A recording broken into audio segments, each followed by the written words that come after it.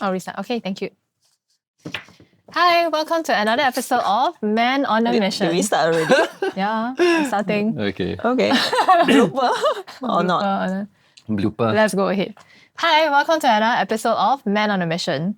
Today's guest. Well, I'm super excited because he is very, very famous in my old circle and a genius in my new circle. So you need to elaborate what is old circle. Well, magicians and flourishers would know him. And new circle, of course, in the business and marketing scene. Yeah. So if you guys didn't know, Adeline here was a magician for the past 15 years of her life. Yes. Yeah, so that's your old life, right? Yes. And your new life, you are a marketing consultant now. Yes. So, yeah. Welcome, Huron! Yay! Yeah, I've heard of you for like so many years. And then finally get to meet you and work together with you. So it's been very, very fun and exciting. It was super crazy, right? The first time I actually saw Huron, well, I heard of Huron first, right? My best friend at that point in time, I think you guys had a catch up or something over some film stuff. Ah. Yeah. And then I heard of this name. And then, of course, flourishing and all that. And then I walked past in the cafe. I'm like, who's that? So another joke you always told me is that every time you do an Insta story with Huron in it, Yes. all your magician friends will, oh my God, are you working with Huron now? What are you up to, right? Yes, and I've left the magic scene, right? So it's quite funny because my circle still has a lot of magicians. Yeah. Every time there's a story that goes out, they'll be like, are you working with Huron? What are you guys What magic doing? thing are you guys working on next? Yeah. Always like that. There's not magic, it's business now. It's business. Yeah, which is the topic that we're going to talk about today, right? Yep. Yeah, so let me run through his amazing list of credentials and introduction so that you guys kind of know who Huron is as a person. So Huron, you yourself, you are an entrepreneur and a marketing and growth strategist, right, whose work has generated hundreds of millions of dollars for both your clients and your own business. He runs an e-commerce company which serves thousands of customers in over 77 countries, multinational, has been featured globally everywhere from Forbes to Disney+. Discovery Channel also shot a documentary telling his company's story. And today they have hundreds and thousands of followers, millions of views on YouTube, and a higher sales volume than all their competitors combined. Yes. So apart from his own business, he is also a TEDx speaker and a speaker at various marketing and business events, a consultant, coach, and strategist who impacts businesses across industries such as tuition, F&B, health and wellness, Christian products, eyewear, global real estate investing, and more. And he is also a consultant to consultants, a fractional CMO to companies he believes in, and guides marketing agencies to better serve their clients. Wow, it's a mouthful. But welcome, Huron. What a good introduction. It's more than a mouthful. I think it's a lot. Feels like you have lived 9 lives. I don't know, man. But I try. Do you want to look at the camera and give your short introduction? Yeah, hi, I'm Huron. It sounds like I do a lot of things, but actually I try to keep things quite restful. So in that sense, I try to pick a few things and I try to go as deep as possible into them. So hopefully we can get into that because it kind of makes me sound like I do like everything in the world, but I really don't. Yeah. Yeah. So Huron, we've known him for many years, right? And he's an expert of going very deep in particular topics. But somehow every industry that you touch, you bring the same principles throughout every industry, right? Which is what we want to talk about today, right? Because in the world that's ever-changing, you have AI, a lot of industries have fallen, a lot of industries have risen as well, right? I think to be able to stay relevant and to be able to use the same skill sets across in different industries, I think that is the key for sustainability and growth. Yeah. Yeah. I think we deal with so many different companies. We talk to so many different company and business owners, right? A lot of times everyone feels very frazzled. And of course, as business owners, one of the biggest scarcity in terms of resources is time. There's almost no business owner that I've come across that says, I am well rested and very free. Yeah. Which is something that is, I guess, a concern in a sense. We are business owners ourselves as well. So, how do you get to something that is restful, and what is restfulness? Well, what is restfulness? Yeah. I think I only know what restfulness is because of how unrestful my life was. Because say like, more. What do yeah, you mean by that? I mean, when I first started, I had this idea, like, you have this idea of what leadership is supposed to be like, what running a business is supposed to be like, and there's these ideas which you maybe adopt from TV or these big names which you read about, you're very inspired by, right? And then it's like, oh, I have to, people must show up at this time and for this amount of hours, and they must do it in person, and then all these things must occur. Yeah. And if I don't do that, then I feel like I'm not running a proper business. And I think it took years before I started to give myself that permission to go like, actually, if you know what you value, you know the outcomes that you have in mind, and you know that everyone here, regardless of their personal preferences, habits, schedules, however they want to manage their time, as long as they accomplish what we all set out to do together, then it can be done any way you like to do it. Yeah. I mean, you guys might have heard of this thing called the hustler culture, right? That's propagated by quite a few US business celebrities like Gary Vee, so on and so forth. So what do you all personally think about the hustler culture? Everyone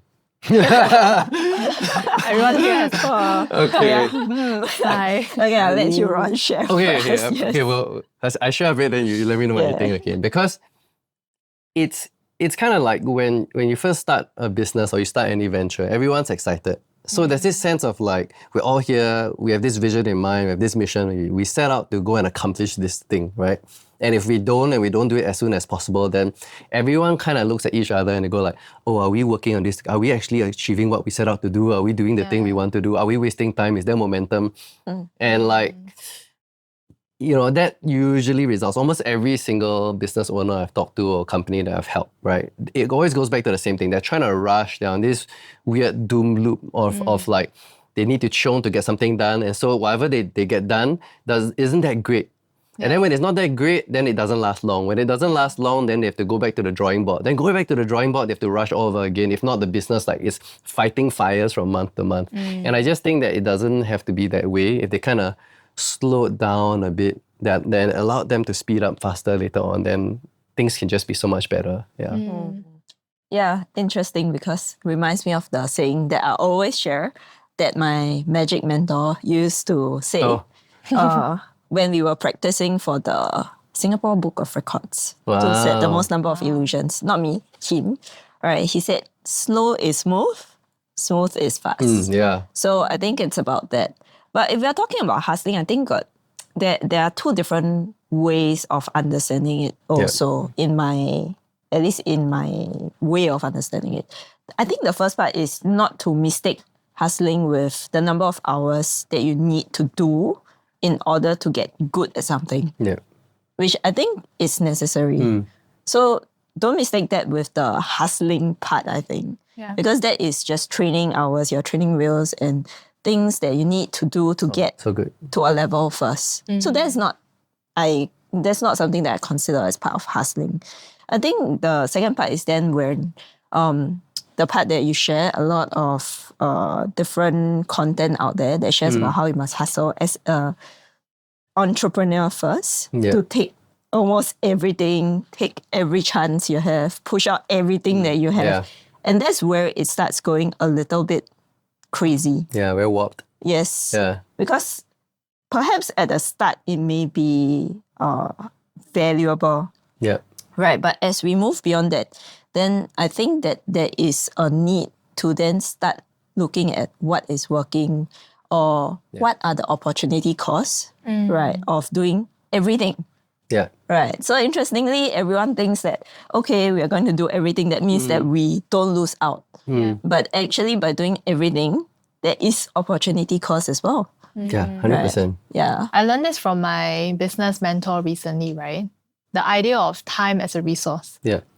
So a lot of people think that time is about optimization. Every hour, every minute, I need to slot in a meeting, get things done, get this whole checklist of things to do, right? But what I realized as I moved into the next stage of our business as well, that the lack of or the empty slots in between, right, are also an opportunity cost. So for example, if today I decided I have, let's say, 8 hours in a day, right, and maybe 4 hours I want to park aside for my high value activities. Yeah. So what about the next 4 hours? A lot of people might think, oh, I just cramp in as much as possible to make the full use of my time, right? Yeah. But it's actually not true because whatever you cramp in is less of the time to actually think. Yeah, 100%. Yeah, so I think a lot of business owners, when they are in the day-to-day operations, they fail to have time to think, or they fail to put aside time to think for the bigger picture. Right? And that's why we invited Huron, because I remember a conversation we had 2 years ago. 2 years already. Three now. Wow, Oh, 3 3. years. Oh, has it been Oh, we 3 just years? passed the New Oh, Year. yeah. Wow. 3 years ago. And it was so impressionable to me, right? Because at that point in time, I didn't believe or didn't have the reality that business can be done this way. Yeah. So I remember you told me this thing, right? You said, my company only does product launches once or twice a year. Yeah.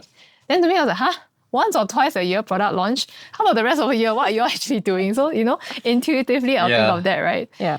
And then when you start to share a bit more and things like that, I realized, it's a different paradigm altogether. Yeah. So can you share from your perspective and experience, right, how did you get to that paradigm? Yeah, sure. I mean, I kind of got... Okay, let me give it a think.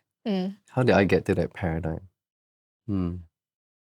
Okay, so when I first started, I definitely wasn't in that paradigm of restfulness, right? I really felt that I had to chill. There was no such thing as like weekends, like every day is like Monday, And so if you keep on going, I remember it was so bad to the point where like friends who had left the country to study would come back and visit and be like, oh, Huron, let's go have dinner. And then I'm like, oh no, I'm busy, I'm very busy doing this and that. And I just wore this badge of like busyness honor, which now I just really disagree with. Yeah.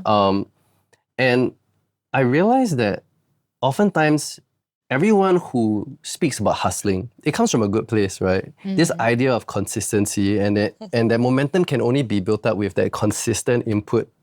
At the same time, if you look at what consistency is in the realm of hustling, usually what it does is it lacks intentionality.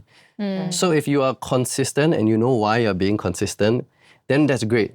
But there's a very big difference between like efficiency and effectiveness. So I'll give you an example. Let's use AI, then I'll try to tie it back to the question you asked, right? Yeah. So if you look at AI, every single thing now is about generative. And generative is always about creation. And everything is pitching about how fast I can create this thing, how fast I can churn this thing out.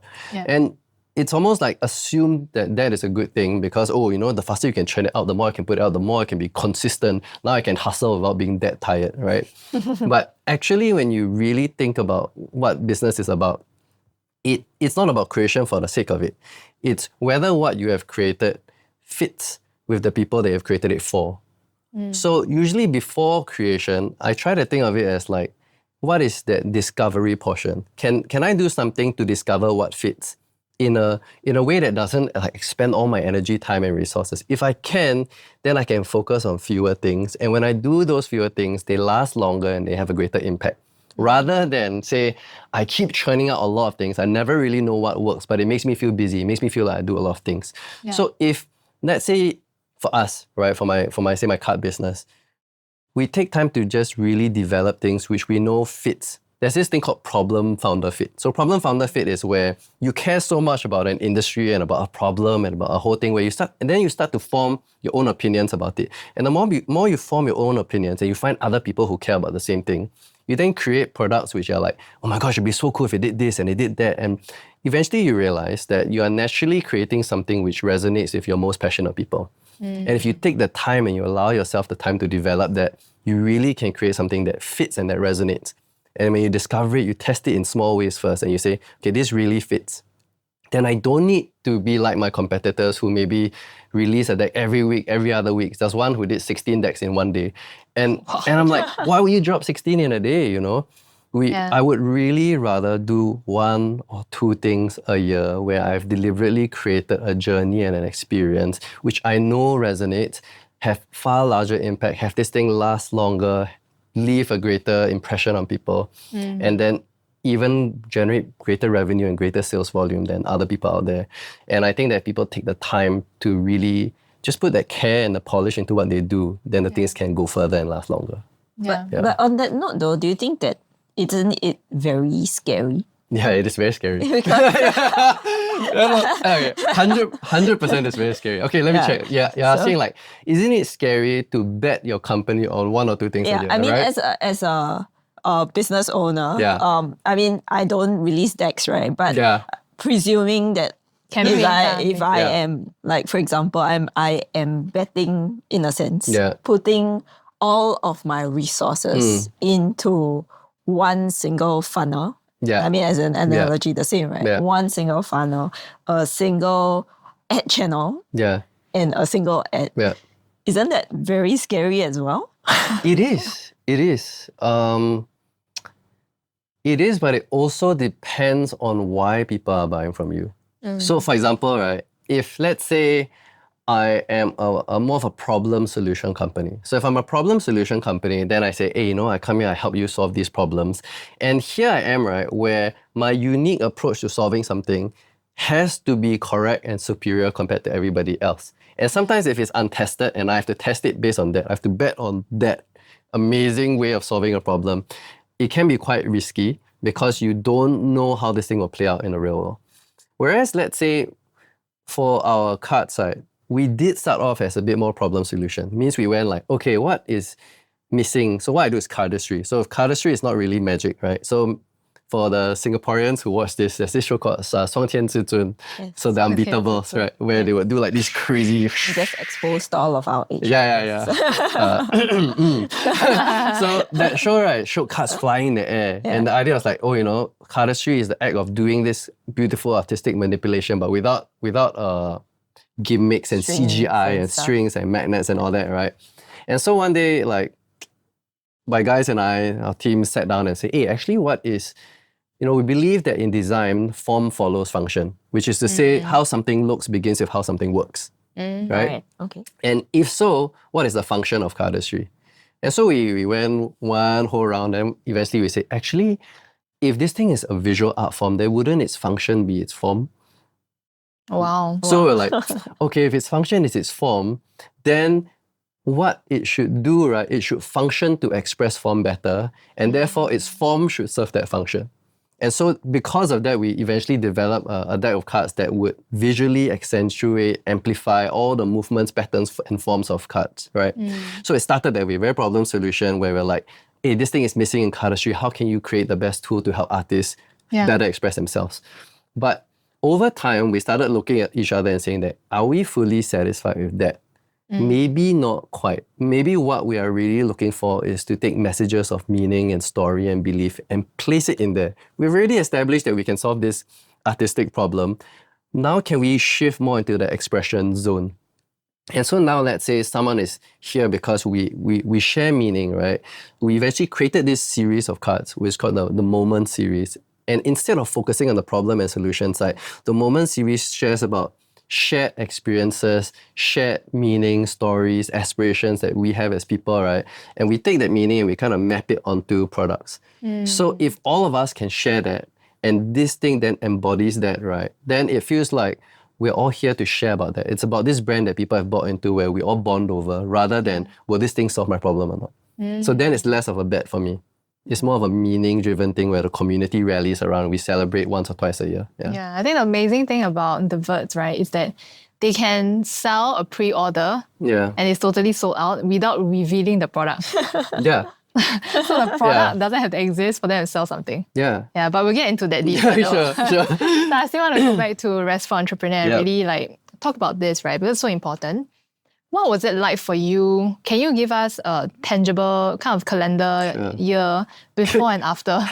Before and after, okay. So how many decks So- or how many launches were you doing before? How busy were you? And then after, how did that change? Okay, so initially the goal was release tutorials. So every day I was in the studio shooting until midnight. And I remember that I shot for about maybe 1 to 2 years. And then after that you grow as a person, right? You grow. Wait, how do you shoot for 1 to 2 years? As So in in the daily? studio daily Daily in and lah. out. Daily you Producing you tutorial produce videos. tutorials. Oh, wow. So I learned lighting, cinematography, set up a studio. Basically how I got there was I was like, I have no money to do this. So what do I do? So I created a magic product first to sell to magicians. So I used to be a magician.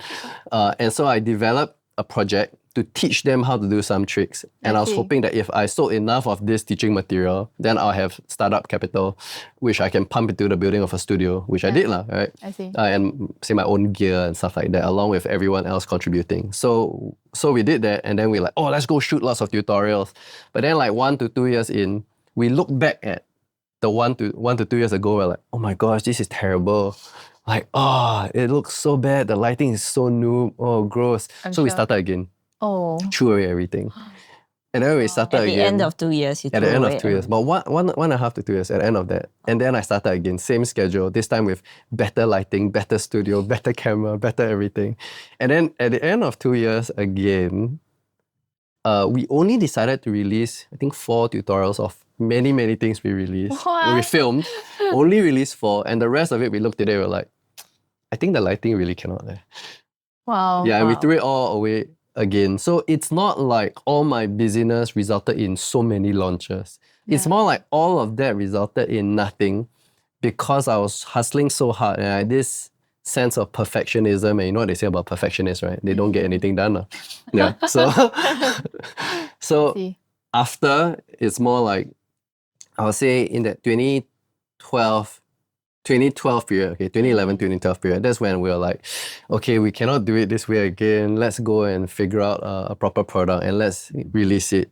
I spent 2 years designing that first deck of cards. What? So, Wow. yeah. Wow. Yeah. So the thing about my team is that we are a bit crazy in the form of like, we love taking the time to build something we care about. And if we don't like it, we can't release it because there's nothing there yet, right? There's nothing there yet. So took 2 years. Eventually, we released it.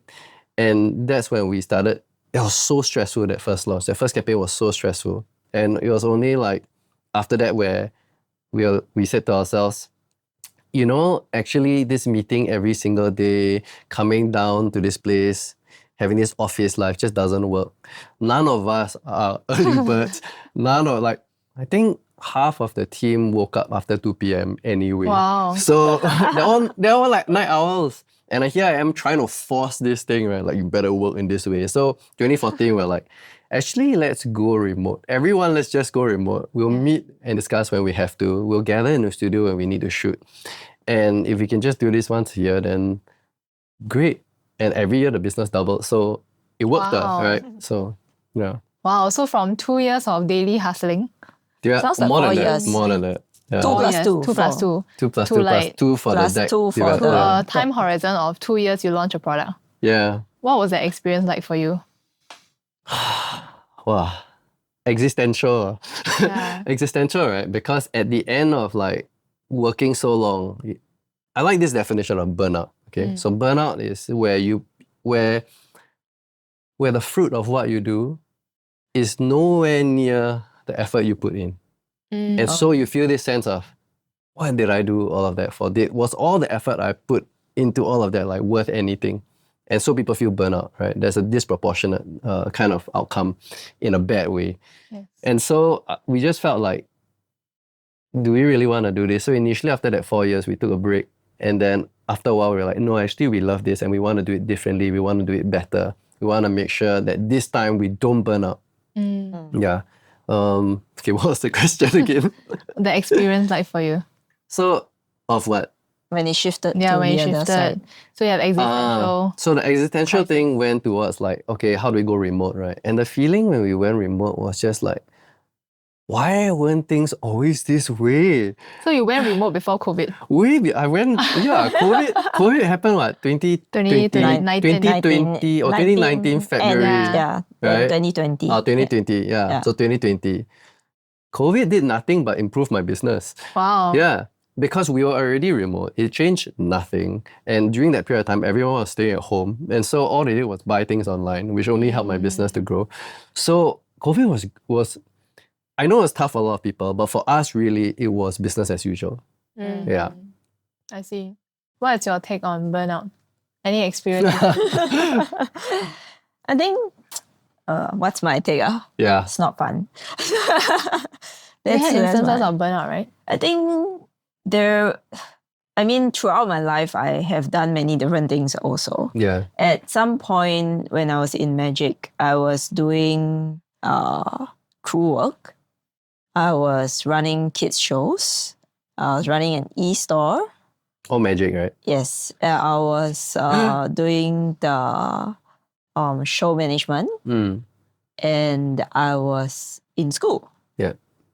Right. At some point, it came to a meltdown where I realized that I feel like this pile of sand, that I keep having to like split here, split there, split and split and split. And after I split, I'm like, not enough. I've got to push some more. And I just keep trying to rearrange things around these 5 piles. Of sand. So the sand, what was the sand like Sand kind of is me, representing? so it's like just your energy, your time. Yeah, I feel like it's just like one arm here, one leg my God. there, one head is here. Oh, this head is not enough. Let's shift this over here. Oh, shit, man. this is missing. Now let's put this over here. Yeah. And at the end of it, it is like what you mentioned, I think, which is the sense that I could have done a lot more if I was able to look at the right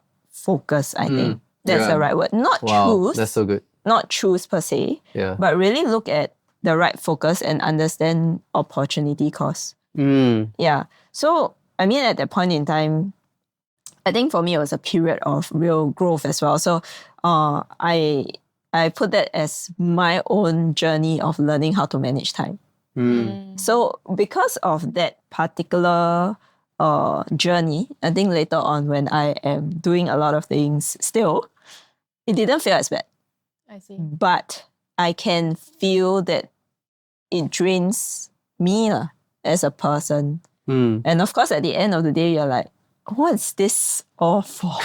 yeah. What You're is going it to for, the heart. right? Yeah. Why do I do this? And at some point in time, I literally went back home, right? I look at my dog, and now I'm like, actually, I just want to have this life where I go back home, my dog's happy to see me, I can feed my dog, Yeah. we are happy Walk to your see dog. each other, we walk around. Yeah. Then I'm like, but the more I do, the more I feel like I don't have that. Oh, totally, man. So it became, like you say, a doom loop kind of feeling. And that's the burnout that I feel. And there's just no more joy anymore. Yeah. I have a newfound understanding of the difference between the words grow and scale. Wow, so good. Last year, I think we were on the track of growth. Yep. And it's very typical when a person meets you, right, and want to ask about your success of the business. He won't ask questions like, oh, what's your revenue? That's usually not a question. But the usual question is, how big is your team? Oh, how big is your team? Right, right. Yeah, so I think that is a very traditional way of understanding the success of business. Yeah. Which traditionally, a lot of people look at business growth as scale grow the team, then your business revenue grow, and then it grows like that, right? Almost linearly. Especially in service-based business where we are reliant on labor. Yes. Right? However, that was a track, and therefore we hustled. So every month we had very high overheads, obviously, right? There's office, there's people culture, there's a lot of management issues. So kind of like the resources are restrained and trapped there, right? But at the same time, we also have to constantly go out there and look for new deals. And if the old deal is lost, then it's a constant catch-up game. Yeah. So we were on that track for the past 2 years, and it was like a hamster wheel. Like painful. It just felt like a hamster wheel that always repeated. There is no leverage in what we do. Yeah. There's no real skill. Did you feel like time, you're always trading your time for what you earned? And like if you kind of stop, then that thing will kind of die out. So then you will need to use your time to get more and do more. Correct. Yeah. Right. Yeah, so that was to me right now, the true definition of growth. But when I look at scale today, right, it's a very different meaning and definition. Because when we have that instance of burnout, right, then we ask ourselves, what is truly necessary? Yeah. Right, actually we don't need a lot. Yeah. Not from an income level. I think as a business, you should still grow your revenue and your profits, right? But more so of actually, do we need this office? Do we need this space? Yeah. Do we need this resource? Do we need this subscription? So you kind of go on the mode of looking at what truly matters. Yeah. And then when you scale, it becomes exponential because every unit of time that you're putting in, now you are getting a higher revenue. 5x. You're 6x. getting bigger Totally. profits, Yeah. right? Totally. So that, to me, it's skill. Yeah. Well, Yeah. beautifully said.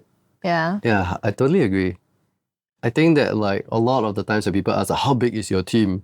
and then it really depends, right? So I used to kind of freeze up when people ask me because I love keeping my team very lean, very small, very chill, And I used to think, if you tell people less, then that's worse.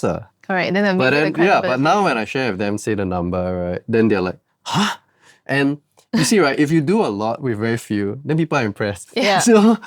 So it's just context at the end of the day. Correct. And I think that like if you actually have a higher productivity, so-called productivity, right, output per person, then that's a really good sign, especially if people are just not drowning underneath all of that, right, with all the work and all the, just being completely exhausted doing everything.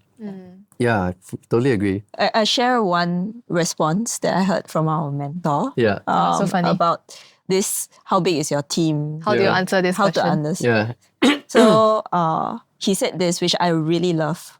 Big is big, small is small. Small is not weak, big is not strong. Oh, nice.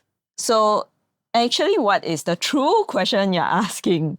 Like, Yes. what is your biggest business success? What have you done? That's good. That's like That's biggest impact and so on and so forth. Yeah. So I think once we understood that, it become a lot clearer. Like, what are you actually going for? Is it really just strength in numbers? Yeah. This way, Yeah. or what numbers actually? Oh, hey, that's super good. Yeah, the very witty response to the question. So what is it now? Never enough. Never enough. That's why I ask you, how big is your team? Never, Never enough. Yeah. So this shows that you're Yeah. more demand than supply. Yeah. Yeah. Oh, that's a good answer. Yeah. I also wanted to ask you, what is your definition of opportunity cost? Okay, so when you say opportunity cost, Yeah. or when I say opportunity cost, it is simply put, would be the what you could have used in the things that matter. Okay. What you Yeah.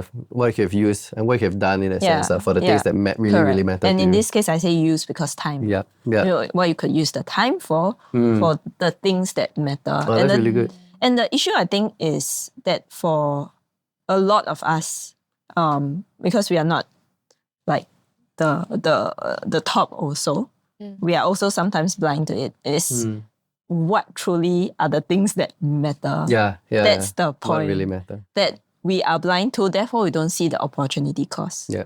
Yeah. Because if you are able to see that is that trigger, that point, that thing that's gonna scale, not grow, right? Your business, right? Then of course taking time away from that is extremely expensive Yeah. to do any other Yeah. thing else. Yeah. I mean, I have a newfound insight recently also by one of my business coach.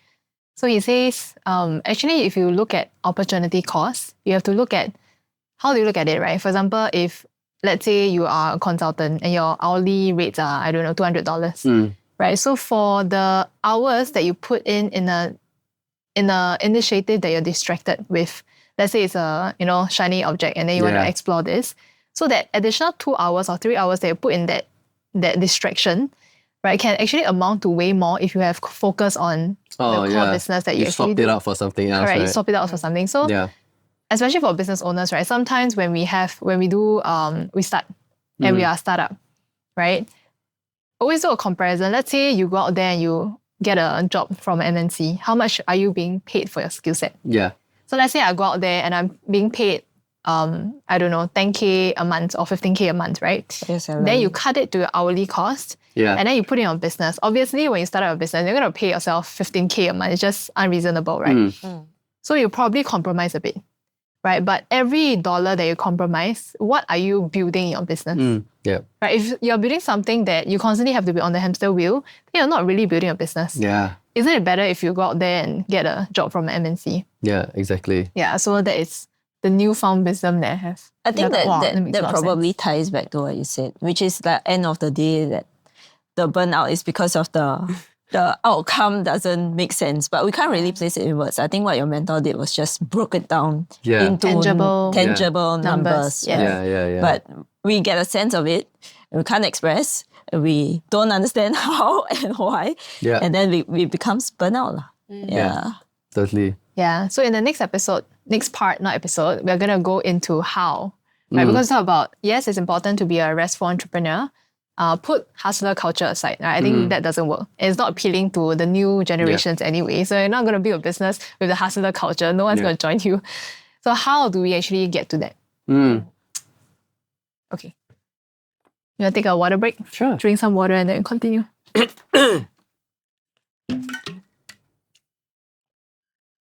What was this?